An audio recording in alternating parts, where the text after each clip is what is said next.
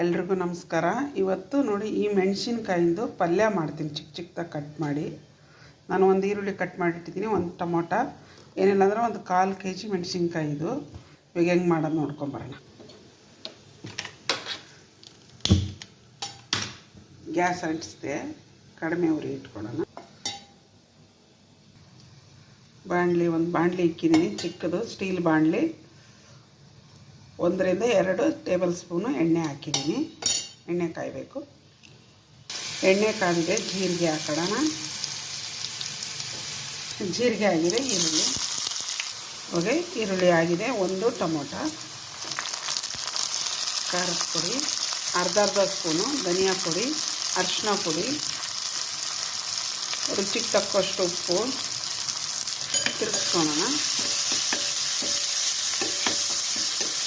ಇದು ತುಂಬಿ ಕೂಡ ಮಾಡ್ಬೋದು, ಮೆಣಸಿನ್ಕಾಯಿ ಈ ಥರನೂ ಮಾಡ್ಬೋದು, ಚೆನ್ನಾಗಿರುತ್ತೆ. ಈ ಥರನೂ ಚಪಾತಿಗೆಲ್ಲ ತುಂಬ ಚೆನ್ನಾಗಿರುತ್ತೆ. ಮೆಣಸಿನ್ಕಾಯಿ ಹಾಕ್ಕೊತಾ ಇದ್ದೀನಿ, ಮುಂಚೆನೇ ಹಾಕೇಬಿಟ್ಟೆ ಮರೆತು. ಅಷ್ಟೇ, ಅದು ಗೊಜ್ಜು ಥರ ಮಾಡಿಬಿಟ್ಟು ಈ ಮೆಣಸಿನ್ಕಾಯಿ ಹಾಕ್ಕೊಂಬಿಡೋದು ಕಟ್ ಮಾಡಿ. ಮೀಡಿಯಮ್ ಸಣ್ಣ ಸೈಜು ನೋಡಿ, ಈಗ ಅದು ಮೆಣಸಿನ್ಕಾಯಿ ಕಟ್ ಮಾಡಬೇಕು. ಬೇಗನೆ ಆಗುತ್ತೆ, ಭಾಳ ಫ್ರೈ ಮಾಡೋದು ಬೇಡ, ಮೀಡಿಯಮ್ ಮಾಡ್ಕೊಳ್ಳೋದು ಸಾಕು.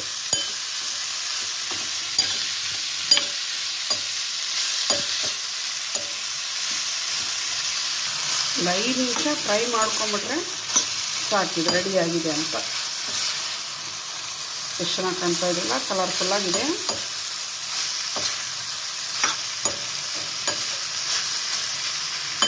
ಘಮ ಅಂತ ಇದೆ ಇದರದ್ದು. ಮೆಣಸಿನ್ಕಾಯಿಂದು ಚೆನ್ನಾಗಿ ಬರ್ತಾಯಿದೆ ಪರಿಮಳ. ಇವಾಗ ರೆಡಿಯಾಗಿದೆ, ಸರ್ವ್ ಮಾಡೋಣ. ನಾನು ರೆಡಿಯಾಗಿದೆ, ಇದು ಸೂಪರಾಗಿ ರೆಡಿಯಾಗಿದೆ ನೋಡಿ. ಸಖತ್ತಾಗಿ ಮೆಣಸಿನ್ಕಾಯಿ ಪಲ್ಯ ಸೂಪರಾಗಿ ರೆಡಿಯಾಗಿದೆ. ಇದೇ ಥರ ನೀವು ಮಾಡ್ಕೊಳ್ಳಿ, ತಿಂದು ನೋಡಿ. ನಮ್ಮ ಚಾನಲ್ ನೋಡಿರಿ, ಸಬ್ಸ್ಕ್ರೈಬ್ ಮಾಡಿ, ಕಮೆಂಟ್ಸ್ ಹಾಕಿ, ಶೇರ್ ಮಾಡಿ, ಲೈಕ್ ಮಾಡಿ, ಬೆಲ್ ಬಟನ್ ಹಾಕಿ. ಮಾಡಿರೋ ವಿಡಿಯೋಗಳು ಬರ್ತವೆ, ಪ್ಲೀಸ್ ಸಪೋರ್ಟ್ ಮಾಡಿ.